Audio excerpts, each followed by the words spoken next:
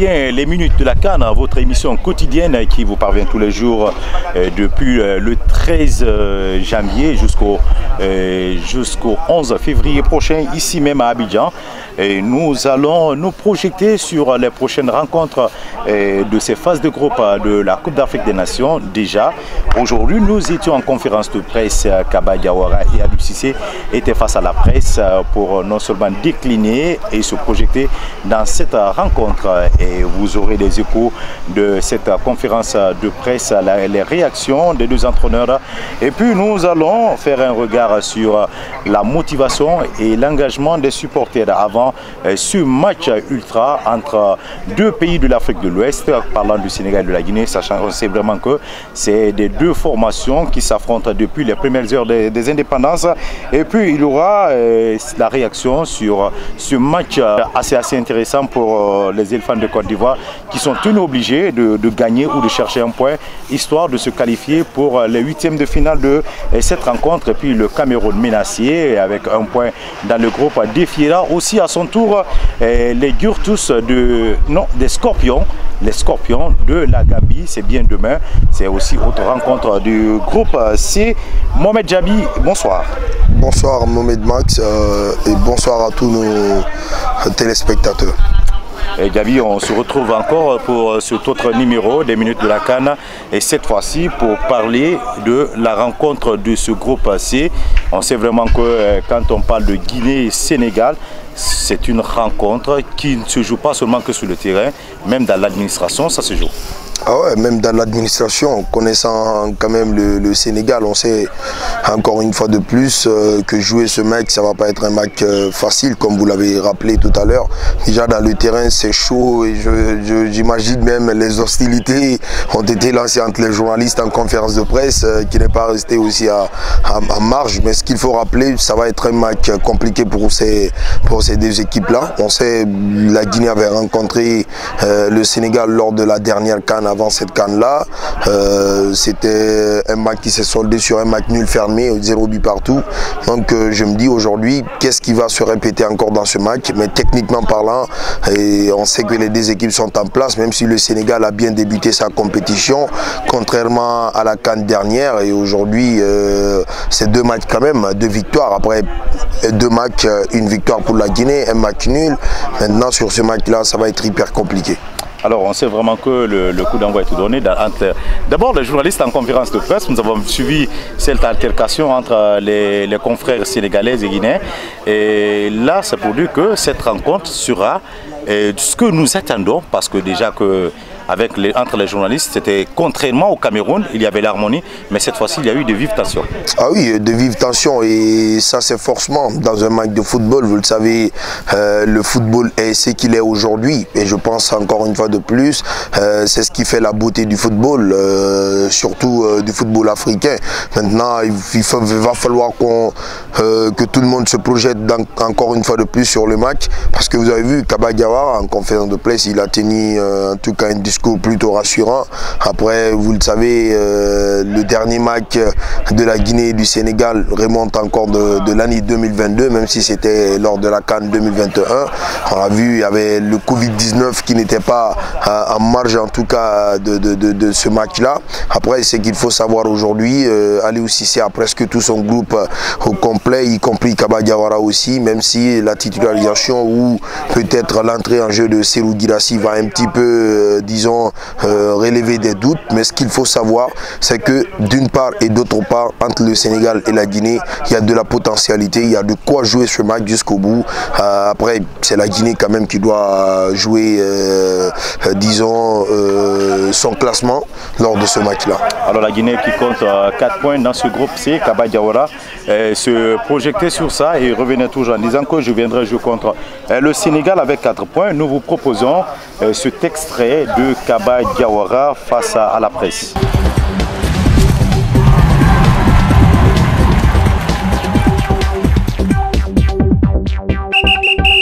On va attendre la compétition. Nous, on a bossé sur un plan. On sait ce qu'on va faire directement. Et puis après, on peut pas dire ce qu'on va faire ici, mais on a préparé notre affaire bien comme il faut, croyez-moi. C'est où on fait attention à lui parce qu'on voudrait pas qu'il se blesse. Et comme je le disais tout à l'heure à votre confrère, on a de l'ambition. Alors si on a 5, 6, 7 matchs à jouer, on préfère le perdre sur les 2-3 premiers matchs et qu'il soit là pour les phases finales. Donc là, il va mieux, il s'est entraîné. Donc on va s'entraîner encore cet après-midi et puis on va prendre une décision.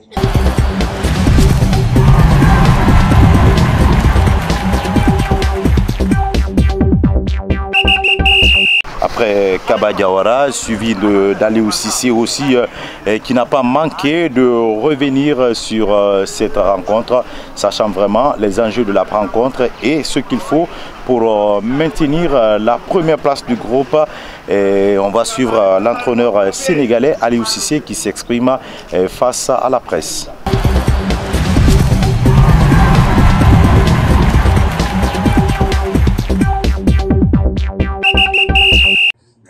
Si on regarde notre équipe actuelle, depuis quelque temps, on ne prend pas de but sur côté arrêté. Donc pour moi, le ratio aujourd'hui est parfait, mais c'est un axe d'amélioration comme dans d'autres axes aussi. Pour moi, il n'y a pas de psychose. Nous sommes conscients effectivement de la puissance athlétique des attaquants guinéens sur les phases arrêtées, mais aussi des défenseurs comme Diakhaby, comme Jangué, comme Bayou, des garçons comme Dilaboudji qui excellent vraiment dans ce domaine-là. Nous avons travaillé, nous les avons supervisés, nous savons, donc on ne sera pas surpris.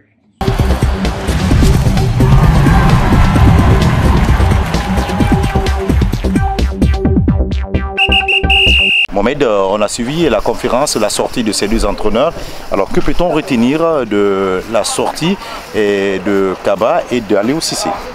C'est d'abord la sérénité des deux entraîneurs, parce que vous savez, Kaba Diawara, on le connaît en tout cas avec ce professionnalisme dans la communication et tout. Je crois qu'il y a la sérénité quand même qui ne dit pas son nom.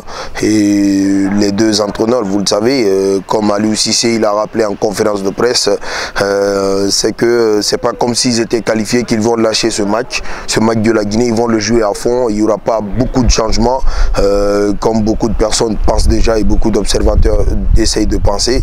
Maintenant, côté guinéen, vous savez, Kaba Diawara, après ce match, après cette victoire contre la Gambie quand même, tenait à rassurer que l'équipe va bien encore évoluer. Après, le coach, il y aura des petites complications de choix pour lui. On sait aussi, c'est ça, c'est ce qui fait de leur métier en fait un métier dur. Donc, je pense à un moment donné, ce qu'il va faire comme choix, parce que quand Serhou est disponible, après vous avez Mohamed Bayo qui a fait 2 matchs, il a marqué un but et déjà il a été impliqué dans beaucoup de situations de jeu de la Guinée. Là, le choix sera forcément compliqué, mais ce qu'il faut retenir lors de cette conférence de presse, c'est qu'il a la sérénité pour tous ces deux coachs. Après, Aliou Cissé veut jouer pour faire carton plein. Après, Kaba Diawara aussi veut jouer pour obtenir la première place. Alors, on sait vraiment que ces deux entraîneurs-là sont motivés. Et ils ont un défi à relever. Et puis, la question a été posée à Kaba Diawara sur la disponibilité de celui qui est considéré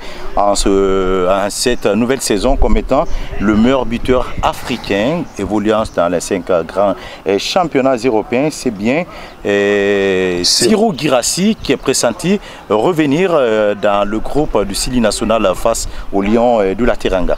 Ah oui, il a dit, hein, Serhou, il était disponible déjà contre la Gambie, mais c'est qu'il fallait retenir. La Gambie, c'était un match très physique. Après, pour un joueur qui vient de la blessure, c'était compliqué, en tout cas, de jouer ce match pour ne pas encore recevoir des coups et que la blessure encore tarde à être, disons, soignée. Mais ce qu'il faut retenir, il est disponible par rapport à ce qu'il a dit en conférence de presse. Et j'espère que voir un Serhou Guirassy jouer contre le Sénégal, ça va faire du bien, parce que c'est un garçon quand même qui manque à cette équipe techniquement. On le sait, avec ses décrochages, avec ses remises de ballon d'une touche. Après, ça va faire du bien quand même à l'attaque, même si Mohamed Bayo il est performant, mais on sait c'est un esprit d'équipe qui est là et qu'il faut beaucoup plus attendre afin que le résultat soit là. Alors, sans vous mettre assez de pression, et si vous me demandez de faire une composition probable sur ce match, est-ce que vous allez prendre du risque en mettant Naby Keita dans le 11 de départ, Amadou Diawara, puis Sirou Girassi? Le choix sur Naby Keita, c'est qu'il faut beaucoup plus comprendre. Ça va dépendre de l'intensité que le match va prendre, parce que Naby Keita, c'est 11 matchs quand même ces derniers temps, depuis l'année dernière jusqu'à aujourd'hui. Après, avec son club, il n'a pas joué assez de matchs, il y a des petites blessures qui surviennent à chaque fois, donc ça va dépendre de l'intensité que le match va afficher. Après, il n'est pas mal quand il entre en jeu, on l'a vu quand il est entré en jeu tout dernièrement, il a joué quand même à la consigne du coach. Après, c'était pour quand même essayer de conserver beaucoup de ballons afin que les minutes puissent aller en faveur du Sili national. Maintenant, Amadou Diawara aussi, après Abdel Touré, on sait, il avait eu un début compliqué lors du match contre la Gambie, mais c'est qu'il faut retenir, il s'en est adapté tout de suite. Après, il est revenu encore, il a joué une bonne deuxième mi-temps. Maintenant, je pense qu'il ne doit pas être remplacé par Amadou Diawara, ou peut-être jouer avec 2 milieux 6, mais si on veut réellement gagner, je pense que Kaba Diawara a quand même toutes les armes pour gagner ce match. Ça, c'est l'avis de Mohamed Jabi. Alors là, après la conférence de presse, nous avons eu approché quelques confrères qui étaient aussi de la partie. Il s'agit bien de Salimatou Silla et de la RTG et d'Hamid Bangoura qui étaient là. Les deux ont répondu à nos questions. Nous vous proposons de suivre cet extrait. Ces 2 extraits, j'allais dire.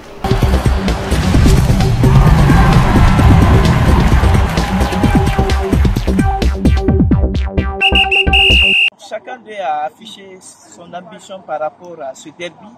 Et déjà, comme on s'y attendait, les 2 coachs ne sont pas passés au dos de la cuillère pour dire que ce match de demain, ils vont chercher vraiment la victoire. Et c'est ce qu'en tout cas, ce qu'on peut retenir de cette conférence de presse avec Aliou et puis aussi Kaba Diawara. C'est vrai, il y a des corrections à faire avec quelques compartiments de jeu, notamment la défense et puis aussi avec la ligne d'attaque qui a du mal quand même à être réaliste à un certain moment, et surtout que nous sommes en train d'amorcer vers les deuxièmes choses, je veux dire les 8e de finale de cette compétition. Et même si quelque part pour le moment il y a encore ce match contre le Sénégal à jouer, mais moi je me dis quelque part l'espoir est permis avec cette équipe du Sili, mais ne serait-ce qu'à vraiment corriger ses imperfections et pour vraiment essayer de progresser le plus long possible dans cette compétition. C'est un match super important, surtout on a vu avec quel engagement, quelle arrogance nous avons abordé cette conférence de presse. À nous de nous tenir prêts. Je crois que vers la fin, Kaba Diawara a annoncé les couleurs. Il a dit peu importe l'équipe, il a confiance en son équipe, il a confiance en ses poulains. Et j'espère que nous verrons ça sur le terrain demain, Inch'Allah, et que la victoire nous reviendra. C'est un excès de confiance, ils sont trop confiants. Maintenant, à nous de les aider à redescendre sur terre, parce que voilà, le Guinéen, je connais, on aime se faire respecter. C'est l'occasion idéale de mettre un monde entier. Alors que le titre ou le statut, ça ne nous fait pas peur, ça ne fait rien du tout. Et que sur le terrain, il y a 11 gars contre 11 autres personnes. Bonne chance à notre équipe. On espère qu'ils seront prêts à donner leur âme sur le terrain demain.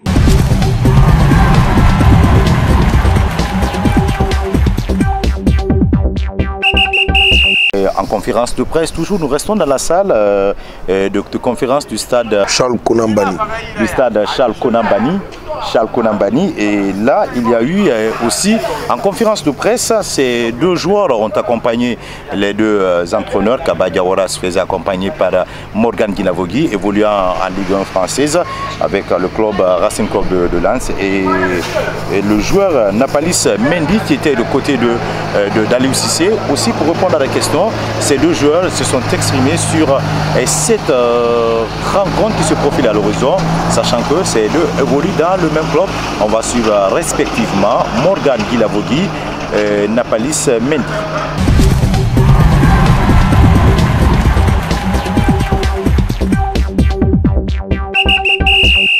Avec Morgan, la dernière fois qu'on a parlé, on a parlé de 2 choses. Après, voilà, il est là pour défendre les couleurs de son pays et moi, je défends les couleurs de Sénégal. Voilà, je pense que tous les deux, on donnera le maximum. Puis voilà, sur le terrain, après, ça met toujours la de côté.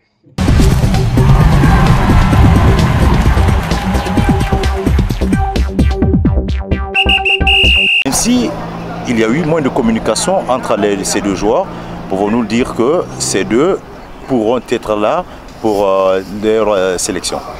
Ah oui, vous savez, le football, parfois, c'est très difficile entre coéquipiers. Par exemple, vous qui jouez pour deux nations différentes, de discuter sur un match ou une rencontre que vous avez, que vous devriez jouer. Vous savez, Nampalys Mendy, c'est un garçon très discret. Il a été très important pour le Sénégal lors de la Coupe d'Afrique des Nations du côté du Cameroun, où ils ont eu à remporter. Après, Morgan Guilavogui aussi, qui doit beaucoup plus prendre sa revanche, comme il a rappelé en conférence de presse. Après, je pense que ça va être quand même un match entre ces deux-là, parce qu'ils s'y connaissent, ils se connaissent aussi pas mal.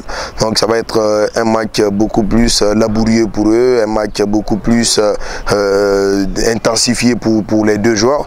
Mais ce qu'il faut retenir, c'est le fair play qui va dominer, parce que je me rappelle, après le tirage au sort, quand ils se sont parlé, comme ils l'ont confirmé aujourd'hui, je me rappelle aussi de François Kamano et de Karl Toko Ekambi qui évoluent dans le même club après le tirage au sort.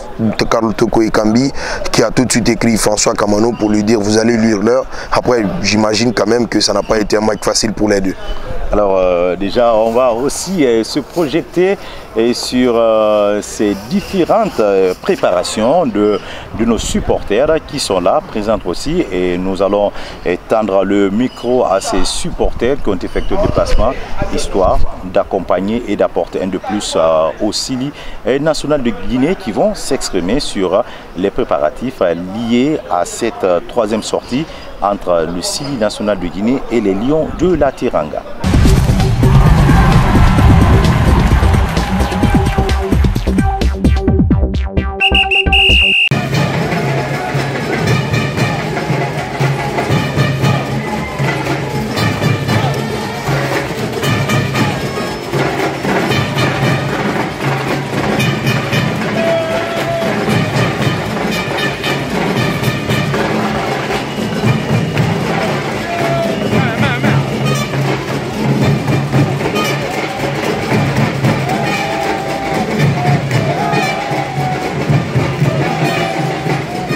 Concernant notre motivation pour le match de demain, nous sommes fin prêts.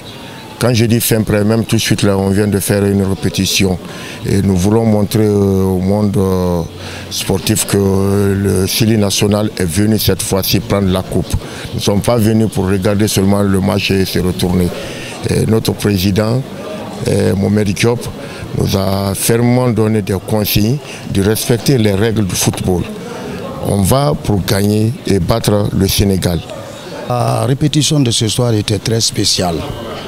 On a décidé d'aller battre non seulement les supporters sénégalais, et sur la pelouse, nos joueurs guinéens aussi vont battre l'équipe sénégalaise pour avoir la victoire.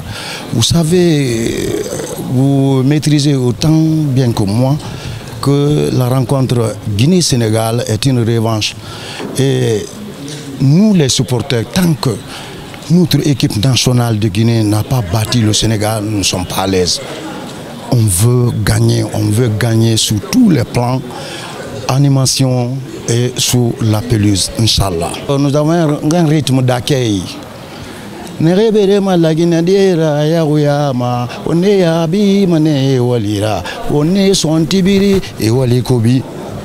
Ça, c'est le rythme d'accueil. Ensuite, c'est le Bingbinso qui va venir après ça. Et le Bingbinso, vous le savez autant que moi, Bingbinso veut dire la grosse pointure, Bingbinso veut dire le gros cylindré. Nous allons faire un travail majuscule, nous allons faire une victoire carrément majuscule, une victoire guinéenne pour la nation guinéenne.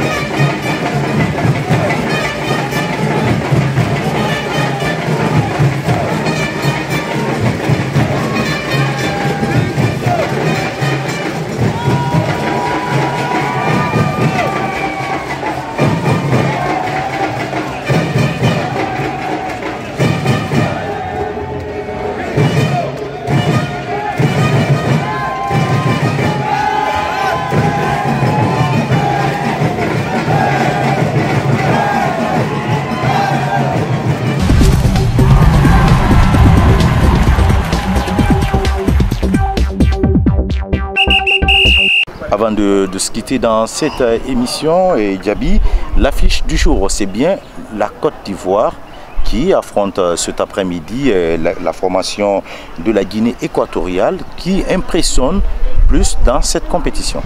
Un match de pression parce que les deux équipes vont jouer tout de suite pour le passage du tour suivant. Après on sait la Côte d'Ivoire, l'énorme pression qui est sur cette équipe, c'est de gagner parce que la compétition est organisée par la Côte d'Ivoire, c'est le pays hôte.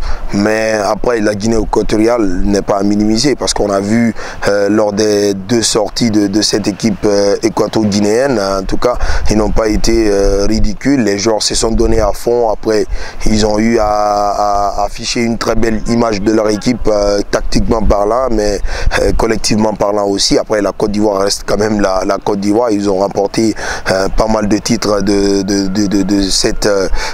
la CAN, de la Coupe d'Afrique des Nations, notamment. Ce n'est pas la même Côte d'Ivoire, parce qu'en 2000, la dernière équipe de la Côte d'Ivoire remonte de 2015. Ouais, je suis d'accord que ce n'est pas la même équipe, mais après, il y a cette grandeur qu'il ne faut pas laisser tout de suite derrière, parce que vous avez vu, la Côte d'Ivoire est animée par un certain Sékou Fofana qui est capable de créer la différence à tout moment. L'unique joueur de la Côte d'Ivoire. C'est un leader dans le jeu. Après, il y a d'autres joueurs qui tardent à revenir, peut-être sur ce troisième match-là qui va se jouer ce soir-là à 17 h. On espère voir quand même un Sergio Aurier à sa meilleure forme. Après, Nicolas Pepe à sa meilleure forme et Boga à sa meilleure forme. En tout cas, c'est un match qui n'est pas, disons, à prendre à la légère. C'est un match qu'il faut prendre beaucoup plus au sérieux parce que si la Côte d'Ivoire ne gagne pas aujourd'hui, c'est de dire au revoir à la compétition. Au revoir à la CAN, chose que nous ne souhaitons pas, parce que si c'est la Côte d'Ivoire qui joue, nous voyons l'engouement autour des stades et ce public fou qui nous prouve de combien de fois ce public aime bien les éléphants de Côte d'Ivoire. Mohamed Gambi qui affronte les lions indomptables du Cameroun. Un lion qu'on n'arrive pas du tout à sentir. Ça va être l'une des plus belles affiches aussi de ce groupe C. Après un lion quand même qui n'est pas assez remarquable depuis le début de la compétition. Après ils vont jouer leur match de qualification pour le tour suivant.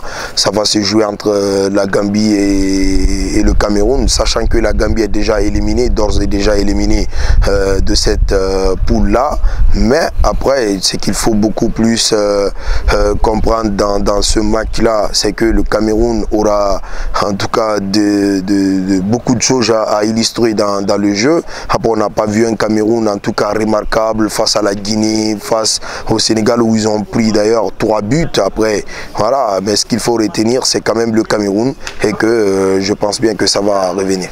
Merci à toi Mohamed, merci à nos amis de Faso TV depuis Cancan et merci aussi au ministère des Sports, sans oublier nos partenaires. Il y a bien sûr FAP Gaz, merci à toutes et à tous, merci à Kaduza Énergie, merci à tous qui nous accompagnent pour la meilleure ou la bonne réalisation de cette émission, sans oublier notre réalisateur de tous les temps, Mamoudou Yangosouma. On se reprend demain après le match Guinée-Sénégal, Cameroun-Gambie pour faire des débriefs sur ces deux rencontres. On se donne rendez-vous très prochainement.